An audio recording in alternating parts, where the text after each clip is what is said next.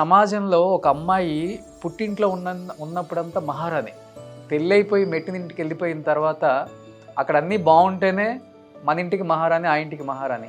కొంచెం తేడా వచ్చినా కానీ ఆ అమ్మాయిని పుట్టింటి వైపు రానివ్వరు, తల్లిదండ్రులను చూడనివ్వరు, అన్నతో మాట్లాడనివ్వరు, చాలా రిస్ట్రిక్షన్స్. అలాంటి ఒక అమ్మాయి పంపించిన ఒక వీడియో ఒకసారి విందామా ప్లీజ్? ఏదైనా పండగ ఏదైనా వచ్చినప్పుడు వెళ్ళాలి, అమ్మకి పిండి వంటల్లో సాయం చేయాలి, నాన్న పక్కన కూర్చొని కబుర్లు చెప్పాలి అని ఉంటుంది కదా.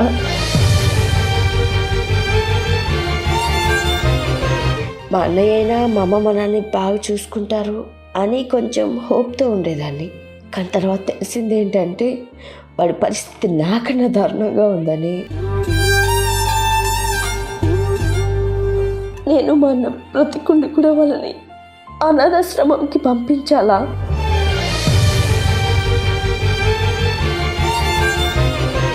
పిల్లలు ఎందుకు గమనించట్లో నాకు అర్థం కావట్లేదు. 6 years వచ్చే వరకు కూడా మనం అమ్మ నాన్న పక్కన లేకపోతే మనం ఉండలేం. కానీ తల్లిదండ్రులు 60 years వచ్చిన తర్వాత పిల్లల దగ్గర లేకపోతే ఉండలేరు.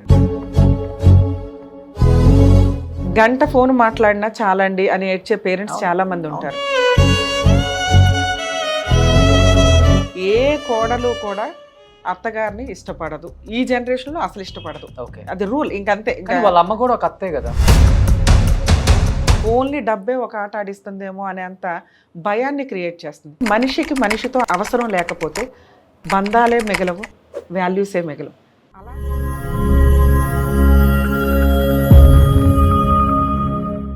Hi hello, welcome to Suman TV. నేను మీ రోషన్. మారుతున్న సమాజంలో రకరకాల కొత్త టెక్నాలజీలు వస్తున్నాయి. మనందరం కూడా హ్యాపీగా టెక్నాలజీని యూజ్ చేసుకుంటున్నాం, మన తెలివిని పెంచుకుంటున్నాం. కానీ ఈ కొత్త టెక్నాలజీలో పడి మన కుటుంబంలో ఉన్న మన ఫ్యామిలీకి చాలా తక్కువ వాల్యూ ఇస్తున్నాం. అది అమ్మకైనా, నాన్నకైనా, అన్నకైనా, చెల్లికైనా, అక్కకైనా, చివరికి భార్యకైనా, మన ద్వారా ఈ భూమి మీదకి వచ్చిన పిల్లలకైనా. ఇది నిజం కాదు అని చెప్పిన వాడికి అబద్ధం చెప్పాడని నేను చెప్తాను. ఎందుకంటే ఎస్, అఫ్కోర్స్ చాలామంది బిజీగా ఉంటాం, కాదని చెప్పను. కానీ ఆ బిజీతో పాటు అప్పుడప్పుడు మనకు కూడా కుటుంబం ఉంది, మనకు కూడా బంధాలు బాంధవ్యాలు ఉన్నాయి. వాటిని కూడా మనం అప్పుడప్పుడు టైం స్పెండ్ చేయాలి అనే దాని మీద ధ్యాస పెట్టేవాళ్ళు చాలా తక్కువ మంది ఉన్నారు.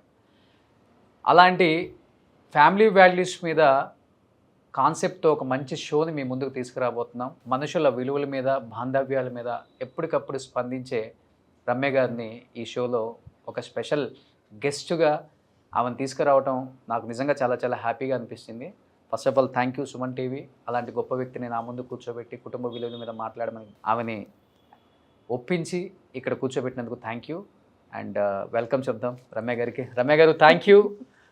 Thank you. ఎప్పటి నుంచో అనుకుంటున్నాను ఒక మంచి షో మీతో చేయాలని. ముఖ్యంగా ఫ్యామిలీ వాల్యూస్ ఇవి చాలా తగ్గిపోతున్నాయి ఇప్పుడున్న సమాజంలో. ఈ వాల్యూస్ని మనం ఒక్కసారిగా చేంజ్ చేస్తామని నేను చెప్పను, కానీ అట్లీస్ట్ మనం ఒక మంచి ప్రోగ్రామ్ పెట్టి వాటి గురించి అప్పుడప్పుడు డిస్కషన్ చేసుకుంటే ఏమైనా చేంజ్ వస్తుంది, ఏమైనా ఒక చిన్న ఆశ. సరే, టైటిల్ చాలా బాగుంది, ఫ్యామిలీ వాల్యూస్. ఎందుకు చెప్తున్నాం ఫ్యామిలీ వాల్యూస్? ఎవరికీ తెలియదు, ఎవరికీ అవసరంలే. మీరు ఏదైనా ఒక బూత్ వీడియో చేయండి, చూస్తారు. మనం మానవత్వంతో అట్లీస్ట్ ఒక్కళ్ళు రియలైజ్ అయినా మా ఇద్దరు వాయిస్ తోటి మేము పుణ్యం మూటగట్టుకున్నట్లే, మీకు మంచి మార్గాన్ని ఇచ్చినట్లే. ఎంతమంది చూస్తారో అంతమంది షేర్ చేయడానికి చూడండి. ఈ రకంగా ఆడియోల్ని మీరు అసలు ఎక్కడా కూడా సుమన్ గారు కానీ మీరు కానీ ఒక్కళ్ళను కూడా ఆపకుండా వాళ్ళ సమస్యలు పరిష్కరించడానికి మీ వంతు ప్రయత్నంగా ఆడియోలో వచ్చిన వాటిని కూడా ఒక ప్రోగ్రామ్ చేస్తున్నారంటే నిజంగా హ్యాట్స్ ఆఫ్. ఇప్పుడు నాకు ఒక వీడియో వచ్చింది. యాక్చువల్గా అయితే ఆ ఫ్యామిలీ తర్వాత వస్తామన్నారు. ఇలాంటి వాల్యూస్ గురించి చెప్పేటప్పుడు, కుటుంబంలో బాధల గురించి చెప్పేటప్పుడు మీకు తెలిసిందే, కెమెరా ముందుకు రావాలంటే భయపడతారు. అంటే సమాజంలో ఒక అమ్మాయి పుట్టింట్లో ఉన్నప్పుడంతా మహారాణి, పెళ్ళైపోయి మెట్టినింటికి వెళ్ళిపోయిన తర్వాత అక్కడ అన్నీ బాగుంటేనే మన ఇంటికి మహారాణి, ఆ ఇంటికి మహారాణి. కొంచెం తేడా వచ్చినా కానీ ఆ అమ్మాయిని పుట్టింటి వైపు రానివ్వరు, తల్లిదండ్రులను చూడనివ్వరు, అన్నతో మాట్లాడనివ్వరు, చాలా రిస్ట్రిక్షన్స్. మేబీ ఇన్ కేస్ వాళ్ళు ఆ ఇంటికి వెళ్ళినా కానీ ఎడమొఖం పెడమొహం ఎప్పుడు వెళ్ళిపోతారు. రైట్. అలాంటి సొసైటీలో ఇంకా ఇలాంటి అమ్మాయిలు ఉన్నారా అంటే ఉన్నారనే చెప్పుకోవచ్చు. అలాంటి ఒక అమ్మాయి పంపించిన ఒక వీడియో ఒకసారి విందామా ప్లీజ్? నా పేరు అరుణ. మా అమ్మ నాన్నకి 2 సంతానం, నేను మా అన్న. ఇద్దరిని ఆడ మగ తేడా లేకుండా మా అమ్మ మా నాన్న సమానంగా పెంచారు. మాకున్న పొలాలు ఆస్తులతో ఇద్దరిని ఉన్నత చదువులు చదివించారు. ఎక్కడెక్కడి నుంచో సంబంధాలు వస్తే నేను మా అన్నయ్య విడిపోతామేమో అన్న భయంతో ఒకే ఊర్లో సంబంధాలు చూసి మాకు పెళ్ళిళ్ళు చేశారు. ఇప్పుడు నేను మా అన్నయ్య బాగానే సెటిల్ అయిపోయాం. కానీ మా అమ్మ మా నాన్నే ఒంటరైపోయారు. నాకేమో మా ఇంటికి వెళ్ళడానికి కూడా పర్మిషన్ లేదు. ఒకవేళ వాళ్ళు ఎప్పుడైనా వచ్చినా మా ఇంట్లో మూతి విరుపులు.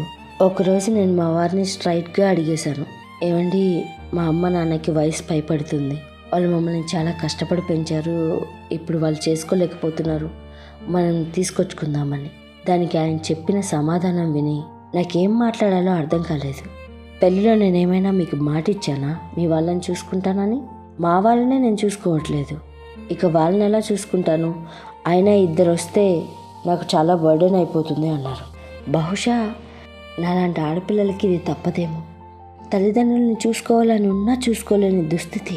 ఏదైనా పండగ ఏదైనా వచ్చినప్పుడు వెళ్ళాలి, అమ్మకి పిండి వంటల్లో సాయం చేయాలి, నాన్న పక్కన కూర్చొని కబుర్లు చెప్పాలి అని ఉంటుంది కదా. సరే, నా పరిస్థితి ఇలా పక్కన పెడితే ఇక మా అన్నయ్య అయినా మా అమ్మ మా నాన్ని బాగా చూసుకుంటారు అని కొంచెం హోప్తో ఉండేదాన్ని. కానీ తర్వాత తెలిసింది ఏంటంటే వాడి పరిస్థితి నాకన్నా దారుణంగా ఉందని. ఒక పూట ఇంటికి పిలిచి వాళ్ళకి అన్నం పెట్టడానికి కూడా మా వదినకి మనసు రావట్లేదు. ఇక వాళ్ళని ఏం చూసుకుంటుంది? ఇక మా అన్నయ్య వాళ్ళ చేతిలో కీలుబొమ్మగా మారిపోయాడు. సో వాడు కూడా చూసుకునే పరిస్థితి లేదు. చిన్నప్పుడు నేను మా అన్న పెద్దయ్యాక అమ్మని ఇలా చూసుకోవాలరా, నాన్నని ఇలా చూసుకోవాలరా అని ఎన్నో కలలు కన్నాం. కానీ అవి ఏవి చూసుకోలేకపోతున్నాం. ఇప్పుడు వాళ్ళని అనాథాశ్రమంకి పంపించే పరిస్థితి వచ్చింది. నేను మా అన్న బ్రతికుండి కూడా వాళ్ళని అనాథాశ్రమంకి పంపించాలా, లేదా నా కాపురాన్ని పాడు చేసుకొని మా అమ్మ మా నాన్న కోసం వెళ్ళిపోవాలా? దీనికి సమాధానం మీరే చెప్పండి, దయచేసి చెప్పండి. రమ్య గారు, మన చుట్టుపక్కల మన చుట్టాలలో మన ఫ్యామిలీ ఫ్రెండ్స్ అని చెప్పుకునే వాళ్ళలో కూడా ఇలాంటి స్టోరీస్ నేను అంటే విన్నాను కానీ చూడలేదు. కానీ సొసైటీలో ఇది చాలా ఉందండి, నిజంగా చాలా కలలుగా అంటారు. కానీ అమ్మాయి ఒక్కతే అనుకున్నాను నేను. ఇక్కడ అన్న పరిస్థితి కూడా సేమ్. అంటే అక్కడ ఆ అమ్మాయి, ఇక్కడ ఇంకొక అమ్మాయి. ఏం చెప్తారు అసలు? సరే, యాక్చువల్గా మన సాంప్రదాయాలు ఏవైతే మాట్లాడతామో సహజంగానే ఒకవేళ 2 ఆడపిల్లలు పుట్టారే అనుకోండి, అల్లుడి దగ్గర ఉండడానికి కూతురు ఇంటికి వెళ్ళి ఉండడానికి మన వాళ్ళు యాక్సెప్టబుల్గా ఉండరు. వాళ్ళకి ప్రాపర్టీలు ఉన్నా ఏమున్నా కానీ కొడుకు వారసుడు వాళ్ళ దగ్గరే ఉండడం, వాళ్ళ ద్వారా మనకి అన్ని మంచి పనులు జరుగుతాయి అనేది వాళ్ళ ఉద్దేశం. సో కొడుకు దగ్గర ఉండడానికి గర్వంగానో గౌరవంగానో ఫీల్ అవుతారు తప్ప కూతురు దగ్గర ఉండడానికి ఇష్టపడరు. కూతురు అల్లుడు దగ్గర. ఈ రోజున కూతుర అల్లుడ పక్కన పెడితే, కొడుక కోడలని పక్కన పెడితే ఎవరు చూడడానికి రెడీగా లేరు. ఇక్కడ ఒక కూతురు తన బాధ చెప్పుకుంటుంది. 2 పిల్లలు, నిజంగా వాళ్ళని చూస్తే మనం ఒక ముచ్చటైన కుటుంబం అని అనుకుంటాం వీళ్ళ మ్యారేజ్ల వరకు. వన్స్ మ్యారేజ్లు అయిపోయినాక ఎవరి లైఫ్ వాళ్ళకుంది. కామన్గా మనం ఎక్కడైనా ఏమైనా వింటాం, వాళ్ళ అన్న గురించే వింటాం.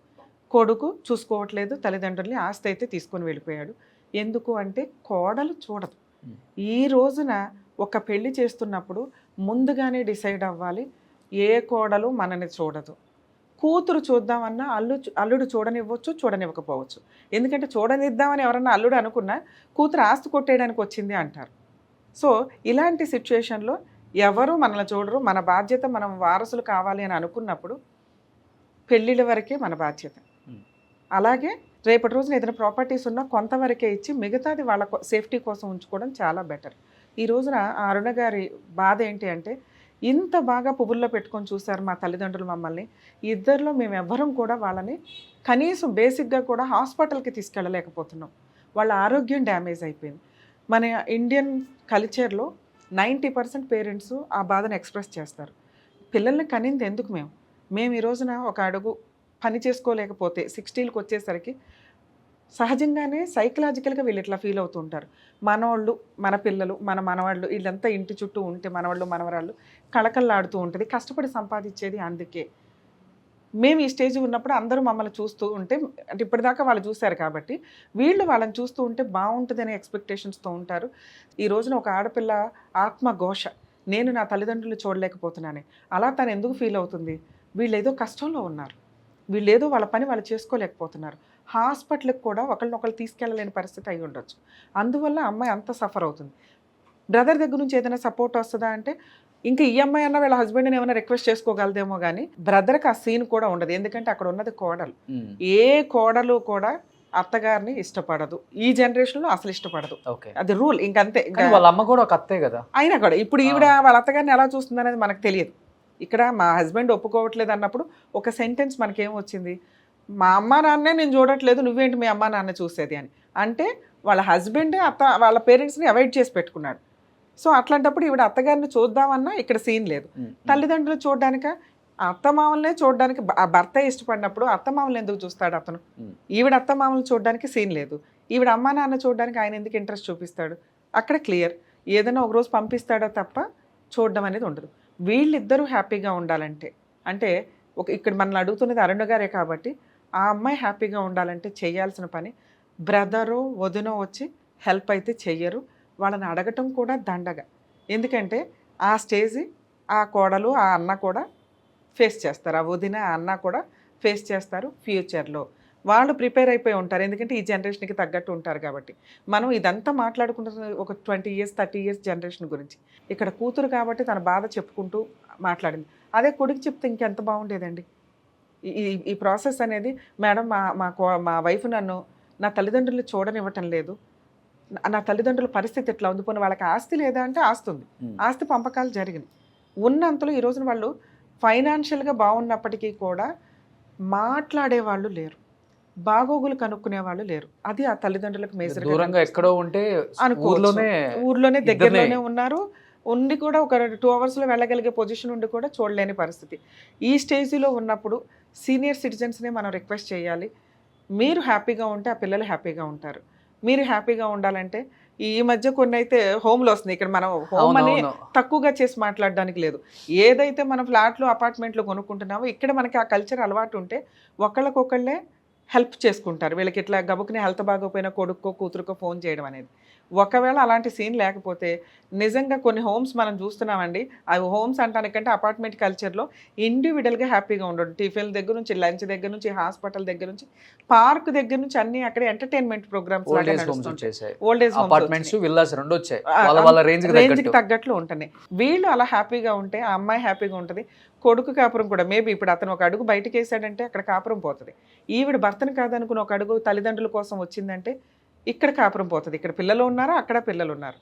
వీళ్ళకి చెప్పడానికి మన ఇద్దరం కూర్చోను సుమన్ టీవీ ద్వారా ఫ్యామిలీ వాల్యూస్ తోట ఇలా చెప్పగానే గబగబా అక్కడ కొడుకు ఇక్కడ కూతురు వెళ్ళిపోయి అమ్మ అనేది జరగకపోవచ్చు. పిల్లలు ఎందుకు గమనించట్లో నాకు అర్థం కావట్లేదు. 6 years వచ్చే వరకు కూడా మనం అమ్మ నాన్న పక్కన లేకపోతే మనం ఉండలేం. కానీ తల్లిదండ్రులు 60 years వచ్చిన తర్వాత పిల్లల దగ్గర లేకపోతే ఉండలేరండి. అందువల్ల ఇవన్నీ జరుగుతున్నాయి. సేమ్ ఇదే, హ్యాపీగా ఉండండి అంటున్నాం కానీ ఉండలేరు పాపం వాళ్ళు. సార్ కనీసం గంట ఫోన్ మాట్లాడినా చాలండి అని ఏడ్చే పేరెంట్స్ చాలా మంది ఉంటారు. ఒకప్పుడు భార్యాభర్తలు తగాదాయి భార్య పుట్టింటికి వెళ్ళిపోతే భర్తకి ఇల్లే గడిచేది కాదు. గట్టిగా 10 days బయట ఫుడ్ వండుకొని సొంతగా తింటే హెల్త్ ప్రాబ్లం వచ్చేది. మళ్ళీ పెద్ద మనుషులు పెట్టుకొని అత్తమామల దగ్గరికి వెళ్ళి ఏదో బతుని అడుగుని భార్యను తెచ్చుకునేవాళ్ళు. ఈ రోజున అసలు భార్య వంట చేయట్లా, ఆవిడ లేకపోయినా బతకగలరు, భర్త లేకపోయినా బతకగలరు, పేరెంట్స్ లేకపోయినా బతకగలరు. ఓన్లీ డబ్బే ఒక ఆట ఆడిస్తుందేమో అనే అంత భయాన్ని క్రియేట్ చేస్తుంది. ఎందుకంటే మనిషికి మనిషితో అలా అవసరం లేకపోతే బంధాలే మిగలవు, వాల్యూసే మిగలవు. అలాంటి ఒక సమాజంలోకి మనం వెళ్ళిపోతున్నామేమో అని భయం వేస్తుంది. మనవంతు ప్రయత్నంగా మనం కనీసం ఎవరన్నా రియలైజ్ అయితే బాగుండు, వాటిని మిగిల్చుకుంటే బాగుండు వాల్యూస్ని అనేది నా రిక్వెస్ట్. మన ఇద్దరం మాట్లాడుతున్నాం, మనం కరెక్ట్గా ఉన్నంత మాత్రం సరిపోదు, మన పిల్లల్ని అలా పెంచుకుంటూ వెళ్ళాలి. వాళ్ళని ఎంతవరకు పెంచగలుగుతాం, చెప్పగలుగుతాం తప్ప వాళ్ళు ఆ రూల్స్లోనే వెళ్తారని లేదు. మాట పట్టింపుతోటి మాట్లాడుకోకుండా పోతున్న సందర్భాలు ఉన్నాయి ఈ రోజున. Busy life. ఒక్కళ్ళ ఫంక్షన్కి ఎవరన్నా ఒక 100 మంది వచ్చారు అంటే హ్యాపీ ఫీల్ అవ్వాలి ఈ రోజున. ఎందుకంటే సగం మంది రారు. ఈ 100 మందిని మనం పిలవలేము ఫోనుల్లో మాట్లాడడం తప్ప. సగం మందికి వాట్సాప్లో పంపిస్తున్న రిలేషన్స్. ఈ మోరల్ వాల్యూస్, ఈ ఫ్యామిలీ వాల్యూస్ కంటిన్యూ అవ్వాలి, కనీసం ఇంకొంతకాలం, ఇంకొక 10 ఏళ్ళు 20 ఏళ్ళు కంటిన్యూ అవ్వాలంటే మనిషికి మనిషి అవసరం ఉండాలి. మనిషి తన కష్టాన్ని ఇంకో మనిషితో డేర్గా షేర్ చేసుకునే రేంజ్లో ఉండాలి. ఎగ్జాక్ట్లీ అండి. అలా ఉన్న రోజు నాకు ఒక కష్టం వస్తే అరే ఆ 10 మంది ఉన్నారు చాలు, సగం కష్టం క్లియర్ అయిపోద్ది. నాకు సంతోషం వచ్చింది, ఆ 10 మందిని పిలిచి నేను సెలబ్రేట్ చేస్తే అది 100 రెట్లు పెరిగిద్ది. ఈ 2 మైనస్ అయిపోయినాయి ఈ రోజున. 10 రూపాయల సంతోషం ఉంటే 10 రూపాయల్లోనే ఆగిపోతుంది. 10 రూపాయల కష్టం ఉంటే అది 100 రూపాయలు పెరుగుతుంది. ఎందుకంటే షేర్ చేసుకునే వాళ్ళు లేకపోవడం వల్ల. సో మనిషికి మనిషి అవసరం క్రియేట్ చేసుకోండి. ఫోన్ కాదు మన ప్రాబ్లం సాల్వ్ చేసేది, నా ఉద్దేశం. ఎగ్జాక్ట్లీ అండి. సో సూపర్ అండి. Thank you so much Ramya thank గారు. You sir. Thank you. So మీరు కానీ ఈ షో చూస్తున్నట్లయితే మీరేమనుకుంటున్నారో కింద స్క్రోల్ అవుతున్న నెంబర్కి మీరు వాట్సాప్ ద్వారా ఒక చిన్న వీడియో లేకపోతే వాయిస్ రూపంలో కూడా మీరు పంపించవచ్చు. అట్ ది సేమ్ టైం ఎవరైతే మంచిగా వీడియో చేసి పంపుతారో లేకపోతే దీని గురించి మాట్లాడే కెపాసిటీ ఉంటుందో, వాళ్ళకి ఆ వాయిస్ ఉంటుందో, అలాంటి వాళ్ళని కూడా ఈ వేదికలో గెస్ట్గా మేము అక్కడ కూర్చోబెడతాం అనమాట. డెఫినెట్గా ఎంతోమంది పంపుతారని నేను ఎక్స్పెక్ట్ చేస్తున్నాను. ఎంతోమంది తండ్రులు తల్లులు పడుతున్న బాధ నాకు తెలుసు కాబట్టి మీ బాధను కూడా కింద స్క్రోల్ అవుతున్న నెంబర్కి వాట్సాప్ త్రూ ఒక చిన్న వీడియో లేకపోతే వాయిస్ రూపంలో కూడా మీరు పంపించవచ్చు. Thank you.